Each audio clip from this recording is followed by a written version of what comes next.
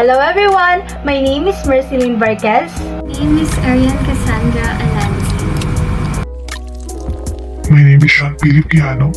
And my name is Roma Roviso. One of the members of Sem-Os. And for today's topic, my group will talk about the meaning of operating system, its goals, functions, and examples of the operating system. You must have heard of Linux, Windows, Mac OS, and Androids. So what are these? These are all the examples of operating systems that today not related to our topic. So for today's video presentation by our group, we are going to talk about what is an operating system and what is function. So without wasting any time, let's start the video. What is an operating system? Let's start with the definition of OS. The definition starts that an operating system is a software that acts as an interface between the users and the computer hardware and controls the execution of all kinds of programs. So let's simplify the definition. Why do we need two operating systems as an interface or middleman between users and machine or hardware? Because hardware is more complex, we can directly interact with the hardware using machine language, but it is not effective or efficient way. Let's consider an example. Let's consider a fan. We can use the fan on a different speed. This can be done directly using or manipulating the wires, but manipulating or making changes in the wiring each time is not an efficient way, but with the help of buttons or speed knob, we can do it easily and efficiently. Same in the case with the hardware. In the computer, we have different hardwares. There is a memory processor, input and output devices. If we say we wanted to interact with this hardware directly, then we need to write a program for each of the hardware every time we need that hardware. Definitely, this is not the efficient way of doing things. So as we saw in the example, a speed knob or buttons work as fans similar to that OS or operating system works. Basically, operating system is a software that controls the operation of a computer and directs the processing of programs, as by assigning storage space in memory and controlling input and output functions. Ang operating system ay isa ring software program na nagre-require to manage and operate the computing devices like smartphones, tablets, computers, supercomputers, web servers, network towers, smartwatches, and etc. It is a layer of graphical user interface or GUI, which acts as a platform between the user and the computer hardware. Now, let's take a look on goals of the operating system.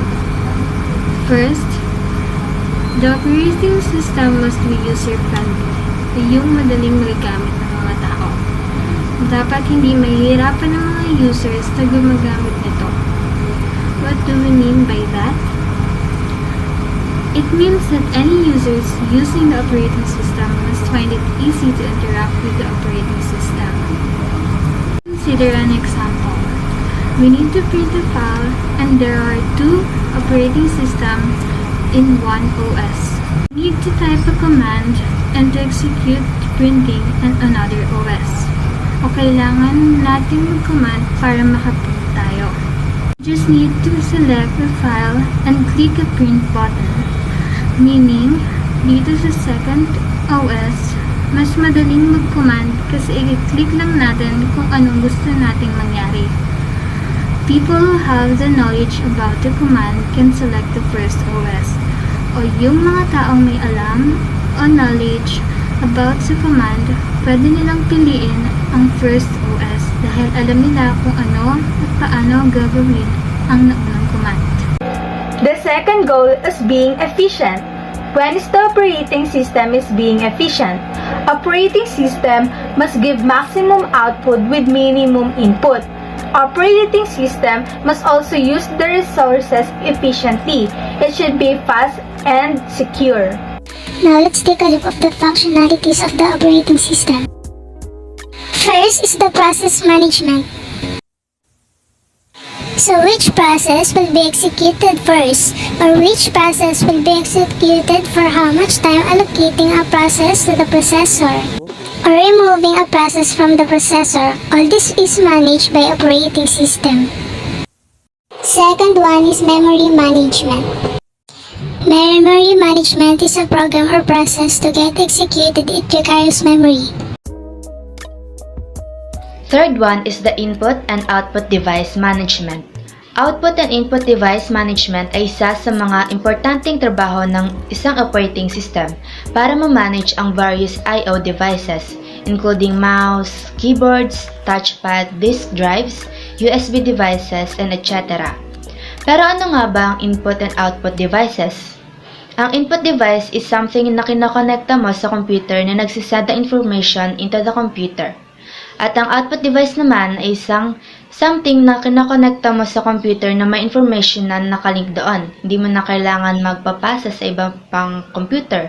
Hindi mo na kailangan mag-download kasi nandun na mismo yung information na kailangan mo. Ang file system ay naglalaman ng mga madaming files and directories which are well organized, keeping track of informations, location, user, status, and etc. These collectively are known as file system. The fifth one is the network management. Nowadays, every device is connected with each other in a network.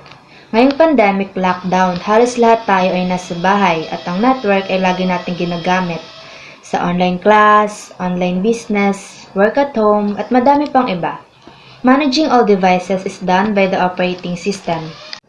Last one is the security management.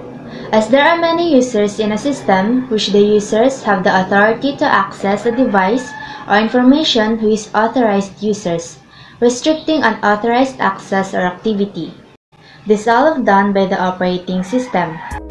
Do you know that the basic operating system features were developed in 1950s, such as resident monitor functions that could automatically run different programs in succession to speed up processing? Operating system did not exist in their modern and more complex form until the early 1960s. In the 80s, personal computers became popular and operating systems were made for their similar concept to those used on a larger computers.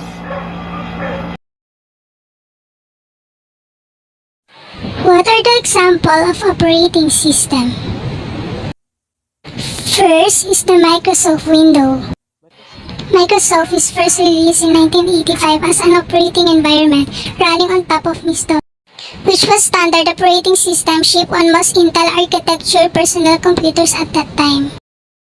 Linux is a Unix-like system that was designed to provide PC users a free or low-cost alternative. So, ang Linux ay designed para magbigay ng libre o low-cost na alternatibo sa sense. Android is a mobile operating system based on a modified version of the Linux kernel and other open source software designed primarily for touchscreen mobile devices such as smartphones and tablets. Ibig sabihin, ang Android daw ay designed sa mga touchscreen devices gaya ng smartphones and tablets. Mac OS is a proprietary graphical operating system developed by the Apple Inc.